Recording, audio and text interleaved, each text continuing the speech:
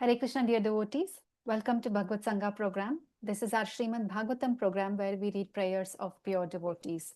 The current theme is prayers of King Satyavrata. These are from Śrīmad Bhāgavatam, Canto 8, Chapter 24, verses 46 to 53. Today we have a wonderful devotee, Nick Prabhu, who will be presenting these verses and sharing his realization. And it is Nick Prabhu's first time presentation in BhagavatSanga. So we warmly welcome him. Hare Krishna, Prabhu, over to you. Hare Krishna, devotees. I'm just going to set a timer here so I don't lose track of the time.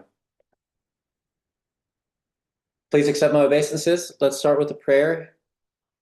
Om Namo Bhagavate Vasudevaya. Om Namo Bhagavate Vasudevaya. Om Namo Bhagavate Vasudevaya. Namo Vishnu Padaya Krishna Prastaya Bhutale Śrīmati Bhakti Vedanta Swavaminti Namine Namaste Saraswati Devi Gaura Prana Pachayine Nirvishesha Shunyavadi Prashachaj Eshitayine Jai Shri Krishna Chaitanya Prabhu Nityananda Shri Advaita Gatara Shri Vasauda Gaura Bhakti Vrinda Hare Krishna Krishna Krishna Hare Hare Hare Rama Rama Rama Hare Hare. Welcome, devotees. My name is Nick, and I'm going to give this short lecture on the prayers of King Satyavrata, and I am by no means at all worthy of sharing my knowledge, but I will do my best. Please forgive my offenses. So let's get started. So the first thing I asked myself, I didn't know who King Satyavrata was, so I looked it up, and I've only read the Bhagavatam in classes up until now, and I'm so grateful to have read some of it. King Satyavrata was the king of the Matsya dynasty, known for his piety, truthfulness, and devotion to Dharma. He was a Vaishnava, devoted to Lord Vishnu, and performed many austerities and sacrifices. Despite being a powerful ruler, he was humble, generous, and concerned with the welfare of his subjects. So basically, he was a great king during a great time. He was a great devotee of Lord Vishnu. And this is a little summary of the chapter. Long ago, King Satyavrata, a ruler devoted to truth and dharma, saved life and knowledge from a catastrophic flood. Guided by Lord Vishnu in the form of a giant fish, he built a boat carrying his family, sages, and seeds of all creatures. The waters receded, and life, wisdom, and righteousness were preserved. A timeless story of faith, devotion, and divine protection. So that's a beautiful summary. Basically, King Satyavrata was a devotee, and he had some water he was offering to the Lord, and there was a little tiny fish in there, and the fish asked for to be saved. And so he saved the fish and put it in a little bowl, and then the fish grew out of the bowl, and then he put it into, I think, a pool or something, and basically the fish just kept growing and getting bigger until eventually it was 8 million miles long, and there was a great flood, and the fish saved the king. First the Lord told the king to save all creatures, his family and sages. So he did put them on a boat, and then the fish pulled them through the ocean, the giant flood. And so here are the verses. Here's verse 46. The king said, I'm just going to read the English. By the grace of the Lord, those who have lost their self-knowledge since time immemorial, and who, because of this ignorance, are involved in a material conditional life full of miseries, obtain the chance to meet the Lord's devotee. I accept that Supreme Personality of Godhead as the Supreme Spiritual Master. So the king said a lot here. What really stood out to me was that he says, I accept that Supreme Personality of Godhead. Like, that is the form of Krishna, the form of Vishnu, that I accept, the one that has this grace to save his devotees. And what else stood out to me is those who have lost their self-knowledge since time immemorial. So basically, that would be all of us human beings here on earth. We've lost our self-knowledge, and that's why we're here on earth. And we're involved in this material, conditional life that's full of miseries. And here's a beautiful verse from the Bhagavatam 1:631. The causeless mercy of Lord Vishnu is unparalleled, and such mercy is perceived by the devotees only by the grace of the Lord. So Vishnu shares his mercy with us. And it was shared to me when I was 15 years old. And I was just a little boy into punk rock music. And I met a devotee at a Warped Tour concert, which I was doing some research on this. And the ISKCON started book distribution at Warped Tour, Fans Warped Tour in 1995 up until 2018. So they did it for a long time, and they reached a lot of young punk rockers like myself. And a lot of my friends, Westerner devotees, some people that reintroduced me to ISKCON were kind of introduced in the same way. I was 15 years old. I went to this concert. Actually, I was 14 years old. It was the year 2000. I went to this concert with a friend from school, and I was excited to see all these bands and loud music. But I met a guy outside, and he approached me, and he said, I don't remember what he said, honestly, but he was really kind, very friendly, and I bought this book here, The Journey of Self-Discovery, from him, and this is the old cover, the one that I used to have. And I remember just thinking, that was an interesting experience. And then I went to the concert and saw the music. But the book stayed and lasted longer because I had it at home and I would look through it. I didn't read it though. If I did, I don't remember much of it because I was young, I was 14, and I just wanted to play guitar. But this image here stood out the most for me. And this is the image of the karmic cycle we experience eating meat. And we'll experience what we put the cows through in our next life. That stood out to me a lot. And actually, when I was 15 years old, I also saw some pamphlets of what happens to animals in the factory farms. And I went vegan shortly after. And I attest that all to Krishna's mercy here by meeting the devotee. So yeah, that was a big part of that verse for me. And then we'll move on to verse 47. In hopes of becoming happy in this material world, the foolish conditioned soul performs fruitive activities that result only in suffering. But by rendering service to the Supreme Personality of Godhead, one becomes free from such false desires for happiness. May my Supreme Spiritual Master cut the knot of false desires from the core of my heart. This was my favorite verse that I had read from this group of verses. So there's a lot here, obviously. And we can all relate to this first sentence. In the hopes of becoming happy in this material world, the foolish conditioned soul performs fruitive activities that result only in suffering. So we have these big goals in our lives, and we might achieve these goals and still we feel empty at the end after our celebration period is over. And without this bhakti, without the Supreme Personality of Godhead and his mercy and the devotees, we're just, from my experience, I've left feeling empty. But there's a fullness in bhakti. And the other big part that stood out to me was the last sentence here. May my Supreme Spiritual Master cut the knot of false desires from the core of my heart. So these false desires are like this Gordian knot here, an impossibly complex knot.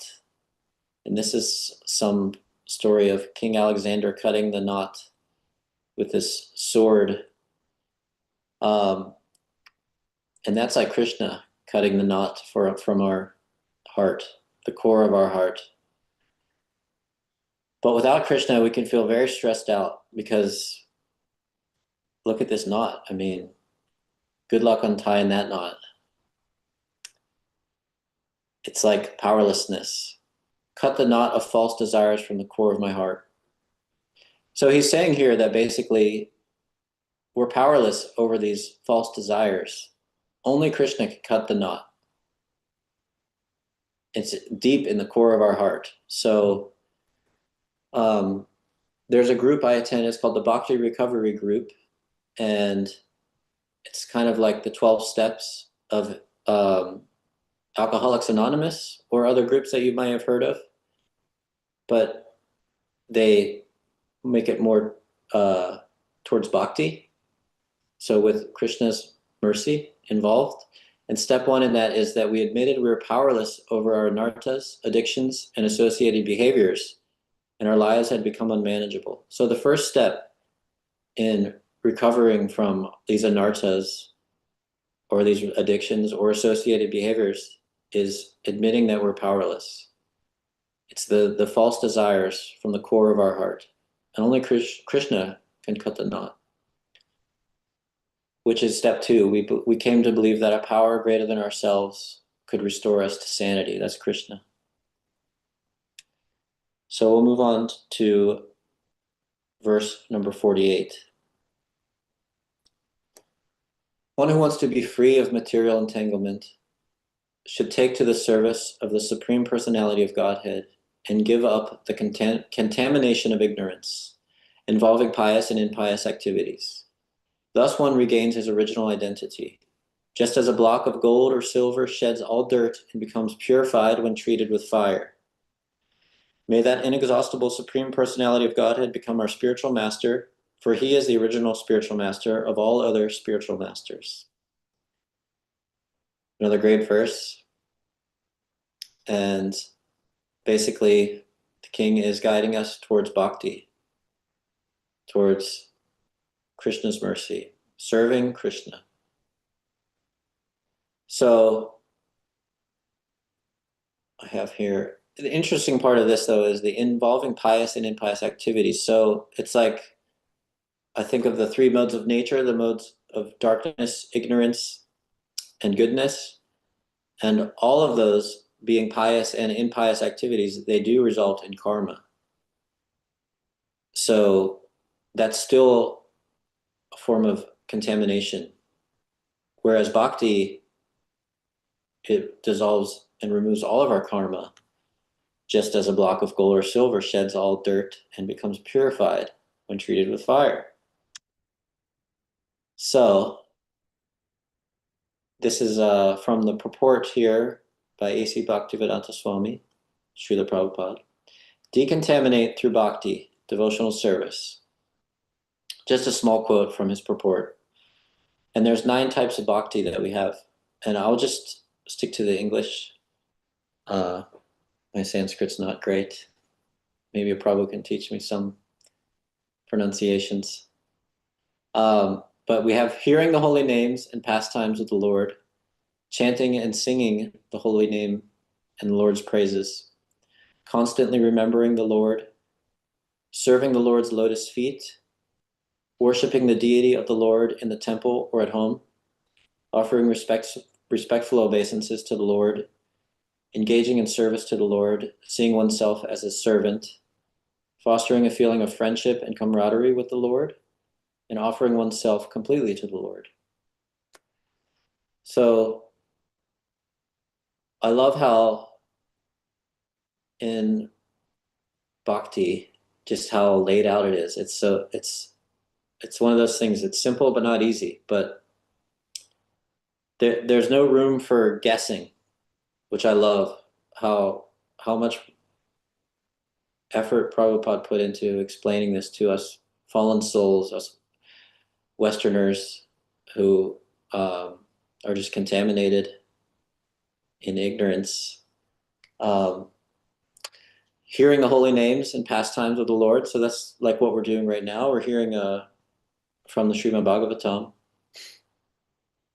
And we're so lucky. So I feel so blessed to be here at the part of the Hare Krishna Temple of Austin in Cedar Park, because there's always something going on where we can hear about the Lord almost every day. It's amazing. So I feel so grateful for that. And I have one person to thank the most for that, and that's my wife, Marielle, for guiding us to the Hare Krishna Temple of Austin. We both had contact with Krishna before we met, and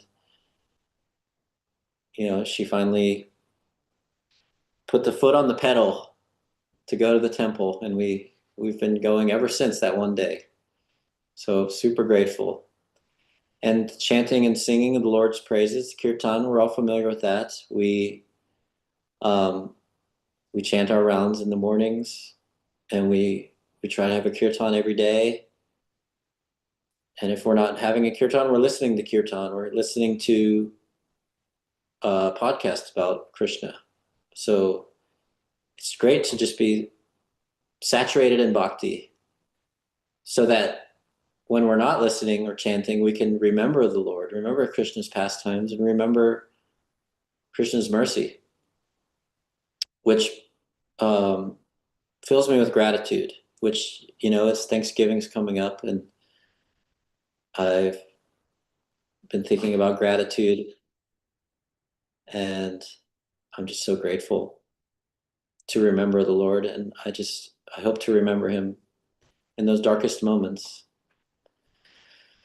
Serving the Lord's lotus feet and worshiping the deities, we make prasadam at home, we make prasadam for the temple, and we offer it to the Lord before we partake. And we keep our home very clean. And I mean, we, not like me and Marielle, like I'm bragging here. I'm just saying we as like a people who practice bhakti, because we have much work to do in our bhakti. But we have that opportunity to clean for the deities, keep our home very clean, and give them prasad, offer our food to them, offer everything to them, offer our finances to them, and offer it back to the temple. Anytime we enter or leave a room, or in the morning or at night, we can offer our respectful obeisances to the Lord and pray with an open, sincere heart to the Lord. Engaging in service, serving the servants, going to the temple, doing work at the temple, and the last two are the most elevated, feeling of friendship and camaraderie with the Lord. And for me, that one is maybe the most difficult, but the most rewarding, when I find myself struggling and I actually talk to the Lord as if I'm having a conversation out loud. That has helped me in many times, and offering, everything to the Lord. Surrender, complete surrender. That's what it's all about. We'll move on to the next one. Oh, actually, no, here's another slide. Here's a beautiful picture of some deities. And we have Lord Chaitanya Mahaprabhu in the most ecstatic kirtan you can only imagine. And we have some ISKCON devotees at a Harinam kirtan in the streets, which Lord Chaitanya Mahaprabhu was a big promoter of the kirtan, which is a form of bhakti. And we have a devotee chanting japa. So these are just some visual ways we can practice bhakti. And Marielle, my wife, made this one. She used this last week and I just loved it, so I wanted to share it again. Desire to be free, serve the Lord with love, and you regain your original identity. And I love that image. It's very inspiring. Okay, we got 5 minutes left, so I'm going to do another verse here. Verse 49. Neither all the demigods, nor the so-called gurus, nor all other people, either independently or together, can offer mercy that equals even 1/10,000th of yours. Therefore, I wish to take shelter of your lotus feet. So, that's a great verse, and it's pretty self-explanatory. I mean, nothing compares to the Supreme Personality of Godhead and His mercy, and I can attest to that in my life. When you pray sincerely, Krishna listens, and there's been many times in my life where I've prayed sincerely and I've had answers, and it's never what you expect, but it's always so much more. And I'll leave it at that. I'll go to the next one. As a blind man, being unable to see, accepts another blind man as his leader, people who do not know the goal of life accept someone as a guru who is a rascal and a fool. But we are interested in self-realization. Therefore, we accept you, the Supreme Personality of Godhead, as our spiritual master, for you are able to see in all directions and are omniscient like the sun. I love this one because it just makes me think of politics initially, because the blind leading the blind, you hear that a lot, and that's how I feel it is in the political spectrum, where you have your left and your right, and nobody seems to get along. And I love how Prabhupada uses the word rascal, and it is just like a bunch of rascals, the leaders in the political field, and it's really easy to get triggered by it and quarrel with our family. I mean, we are in the age of quarrel and hypocrisy, so it's only fitting, but we're interested in self-realization. So it's better to just focus on Krishna, because like he says here, you are able to see in all directions, not just left or right.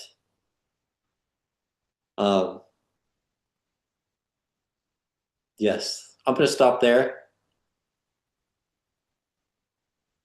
Thank you so much, devotees, for your attention.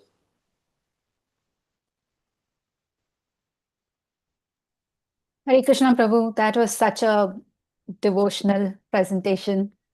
Truly very nice, Prabhu. I really felt like you were speaking from your heart. I really like how you started out with the story of King Satyavrata, who he is and what happened, how the Lord came. And then you started with the verses, and you connected with how when you were 14 years, you got your first book, The Journey of Self-Discovery, and how that image touched your heart, and it really, changed your whole lifestyle after that. That really made me realize how important the book distribution is. One book can change someone's life. You're a true example for that, Prabhu. Thank you for sharing that with us. And the other thing that you shared is about powerlessness and how you connected with the addiction, the 12 steps of addiction, and how the first step is powerlessness. And if we want our anarthas to go away, we have to pray to the Lord and say, I am powerless. Only He can cut the knots, the desire. And it's very nicely you showed all the 9 types of bhaktis and how practically we are doing, or we should be doing, those 9 types of bhaktis. That was very nice, Prabhu, how you connected. And you made, at least for me, you made me realize how fortunate we are. We have the temple, and literally every day we get to listen to Krishna Katha. In fact, we actually have every day, 9 o'clock. we get to read about hear Krishna Katha. And there's so much of services we have, so much of services, so much of sadhana we can do. We can listen to Krishna all day long, think of him. So we are truly blessed. And the point that you made, if we pray sincerely to Krishna, he will give a lot more than what you asked for, right? He just wants us. He wants us to connect back to him. So we have to use our free will in the right way. Thank you so much, Prabhu. It was so wonderful. And thank you, Mariel Mataji, for bringing Prabhu to the temple. It was so wonderful to have you both. With that, devotees, we conclude the BhagavatSanga presentation today. Thank you all for joining. Hare Krishna. Hare Krishna devotees, thank you.